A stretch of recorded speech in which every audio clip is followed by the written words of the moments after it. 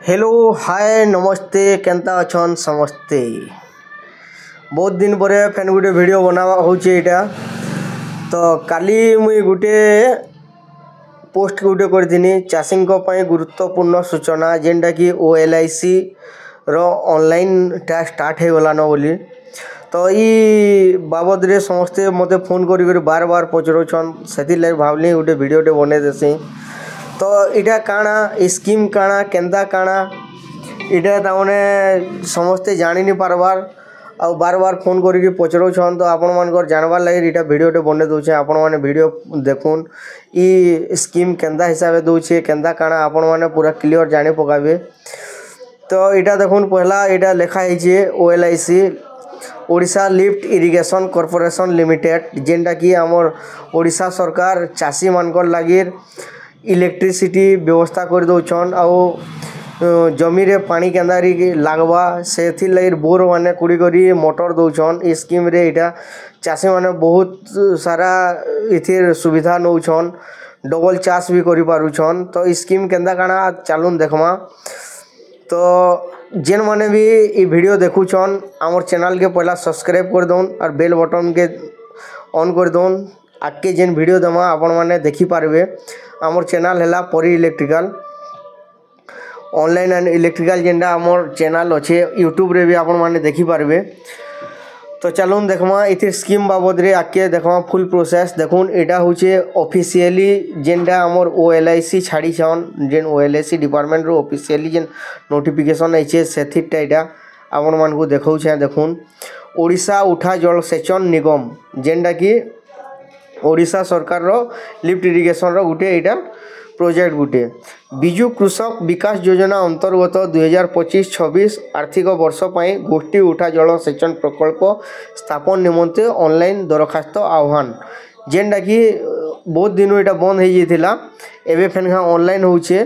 आउ इटा होचे उठा जल सेचन जेनटा कि गोष्ठी उठा जल सेचन प्रकल्प एटा।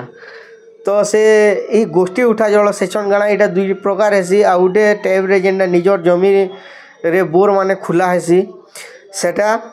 आ इटा होचे उठा गोष्ठी उठा जल सेचन प्रकल्प इतार आगे केंदा काना अछि आपण माने देखुन फुल नोटिफिकेशन टा आपण को मु देखे दउछे।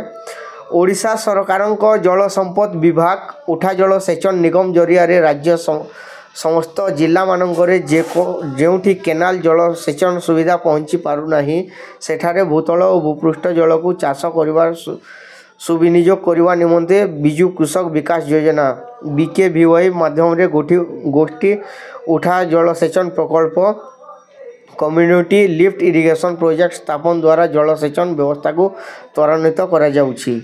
राज्य सरकारक पानी पंचायत अधिनियम एक्ट 2002 और नियम रूल जेनटा 2003 अनुसार यही प्रकल्प गुड़िक परिचालना और रक्षणाबेक्षण दायित्व प्रकल्पर हिताधिकारी मानक द्वारा गठित होइतिबा पानी पंचायत मानक न्यस्त करा जायथाय। देखुन इथिर सिस्टमटा काना पहला आपण केते जण चाषी मिसी करी गुटे पानी पंचायत मीटिंग डे करबे आउ सेथिरे आपण केंदा केनु लागबा केंदा काना करमा चाषी माने केंदा करी पानी पाएमा सेथिर गुटे मीटिंग करबे आउ इटा आपण ऑनलाइन करी इता के करि पारबे। तो आके चालुन देखमा इटा होजे ओडिशा गवर्नमेंट रो गुटे स्कीम डे। इथिरे आपणकर खेते जेनटा नदी नाला अच्छे जेनटा सेठाने आपण इटा इलेक्ट्रिसिटी करी मोटर लगे करी आपण चाष बास करि पारबे। भूपृष्ठ जल यथा नदी नाल इत्यादि प्रवाह जो अंचल रही सेठारे गोष्ठी उठा जल सेचन प्रकल्प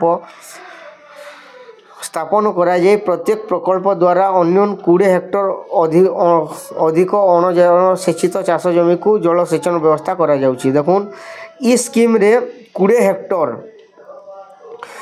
हेक्टर के तामने जेन पाखे नदी नाला अच्छे सेठाने आपन इलेक्ट्रिसिटी करी मोटर माध्यम रे जेन पानी रो व्यवस्था नैन सेठाने इटा हेबा आउ आपण मानकर 20 हेक्टर जमी तक पानी जेंदा लागी पारबा सेतिर सिस्टम डाटा करा हिची। भूतल जल स्तर पर्याप्त परिमाण रे मजबूत थिबा अंचल रे गोष्ठी उठा जल सेचन प्रकल्प स्थापन करा जाए। प्रत्येक प्रकल्प द्वारा अन्यून 12 रु 20 हेक्टर जल सेचित चाष जमी को जल सेचन व्यवस्था करा जाय पारुछि।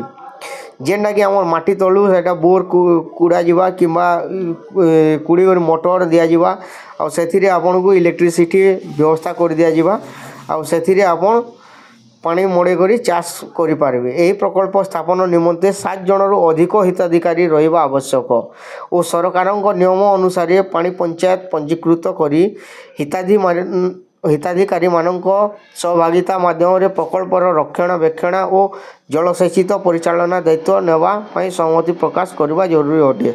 देखुन ई स्कीम जेनटा होचे इथिरे आपनकर मिनिमम 7 रु अधिका लोग रहबार कथा। 7 जन रहले भी चलबा किंतु 7 रु अधिका लोग रहले भी चलबा। आउ ई स्कीम रे जेनटा आपण ताने 20 हेक्टर रु अधिका जमी के आपनकर पानीटा सप्लाई करी आपन एटा करि पारबे आपन चाषबास करि पारबे। आउ इथिरे आपनकर एक्स्ट्रा इलेक्ट्रिसिटी दउछे जेनटा कि ट्रांसफार्मर बसुचे आपनकर से पाके इलेक्ट्रिसिटी भी सप्लाई कर दउछन आउ सेठाने आपन माने सेटा के मोटर यूज करी आपन चाषबास करी बहुत सारा लाभ उठे पारबे। तो 2025-26 आर्थिक वर्ष में विजु कृषक विकास योजना अधीन में पुष्टि उठा जलसेचन प्रकल्प स्थापन निमंते राज्यर समस्त जिलार चाषी भाई और भौणी मानकर निर्धारित दरखास्त फॉर्म ऑनलाइन माध्यम पंजीकृत करने आसंता 1/7/2025 तारीख रु 25/7/2025 तारीख पर्यंत खोला रहिबो। देखुन आज है 2 तारीख तो काली ऑलरेडी ये ऑनलाइन टा स्टार्ट हो गलान आउ एटा बहुत कम टाइम देछे जेनटा कि 25/7 रे ये ऑनलाइन टा बंद हो जिबा।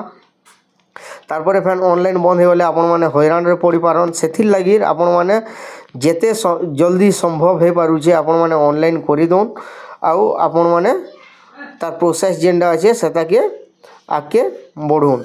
चाषी भाई भौणी माने एकत्रित होई निज घरे बसी मोबाइल फोन द्वारा ग्राम रे थिबा जन सहायता केंद्र ग्राम पंचायत ऑफिस को जाए उठा जलसेचन निगम ई वेबसाइट रे आपण माने ऑनलाइन करि पारबे। देखुन आपण माने एटा निजे मोबाइल रे भी करि पारबे आ जदि मोबाइल रे करबार के नीचे हबार पाखे जेन सीएससी सेंटर अछि जेन ऑनलाइन दुकानडा अछि सेठान के जाई पारबे किंबा पंचायत ऑफिस रे जेन ऑनलाइन सेंटर माने जेन खुला अछि सेठान के आपण जे करी ई www.odisalift.com रे ई साइट रे आपण माने ऑनलाइन करि पारबे। तो देखुन एटा होचे गवर्नमेंट रो जेन लेटर थिला जेनटा कि OLIC डिपार्टमेंट एका एटा लेटर करिछे ई लेटर के आपण मान के देखे देनु। तो 25 तारीख तक बहुत कम टाइम देछे तो आपण मान को रिक्वेस्ट करमी कि आपण माने जेन माने करवार के चाहू छन एटा जल्दी ऑनलाइन कर दोन आउ ये गवर्नमेंट रो जेन मोटर देवाटा ट्रांसफार्मर देवाटा जेन इलेक्ट्रिसिटी रो जेन व्यवस्था पानी जेन लागबा सेथि से सुविधार सुयोग जेन देछे सेथि सेटा के आपण माने हाथ छड़ा नहीं करी बहुत जल्दी एटा के ऑनलाइन करी एतार सुविधार फायदा उठाउन। जय जगन्नाथ।